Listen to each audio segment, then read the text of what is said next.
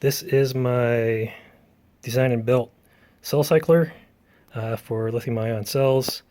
Lithium ion cells going 2.7 to 4.2 typically.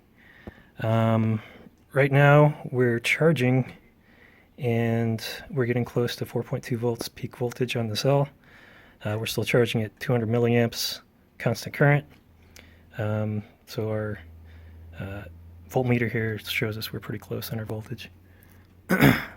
So what this runs on is we've got a Arduino Nano down here, and for the charge we have the LM317 set up as a voltage regulator, and that's going to provide us a constant current just based on the circuitry we got going on here.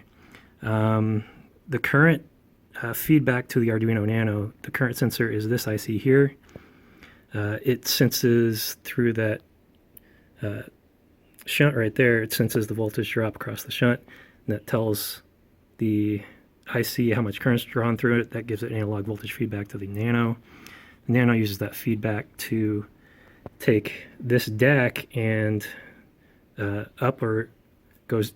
voltage goes up or down, and that is the adjust output on the LM317. So what that does is it bumps up the voltage or bumps down the voltage to maintain that constant current, 200 milliamps or so through the cell to charge.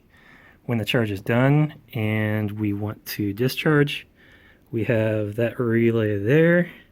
We'll switch over from the LM317, send in the DAC output from the LM317 to this BJT here. So the Nano again controls the DAC output during the discharge to excite the BJT to draw a certain amount of current from the cell, and that current again is monitored by that little IC. The Nano sees that current, adjusts the DAC output up or down to make sure that BJT is drawing the right amount of current. This is our load resistor here, 4.7 ohms. So that will heat up here and that dissipates. So that's the discharge current's also limited because the BJT has a minimum voltage drop across it from base to emitter of 0.7 volts. So that 0.7 volts plus the voltage drop across here is going to limit the amount of current we can draw. So if we want to draw more current, we can go down in resistance.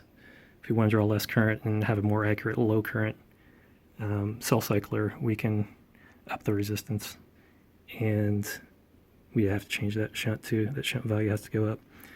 But we also have logging here on the SD card.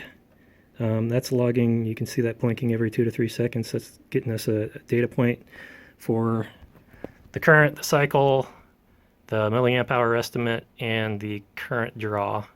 So it looks like we've got almost switched over to constant voltage charge right now. But that's set up. The current will draw down to about 100 milliamps, and then it'll shut off, and then the charge will be done. So let's look at what our SD card has given us. Alright, this is our data from our SD card that we gathered. So cycled over several days. There's 93,000 rows of data here. You can see our voltage here on the top. Charge, discharge, charge, discharge. So the typical charge I had here was 200 milliamps, and I did several different discharge rates: 400 milliamps, 200 milliamps, and 100 milliamps for the 2000 milliamp hour cell. For the final charge here, I did a 400 milliamp charge just to show the capability.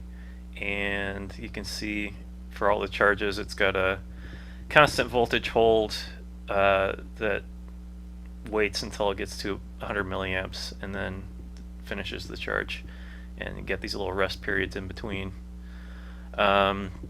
The nice thing about having your own source code with the Arduino Nano is you can have it write not just all that data that you have to dig through. You can write a second file that just gives you the summary after each charge and discharge to show you how many milliamp hours for the charge and for the discharge, so you don't have to dig through all the data.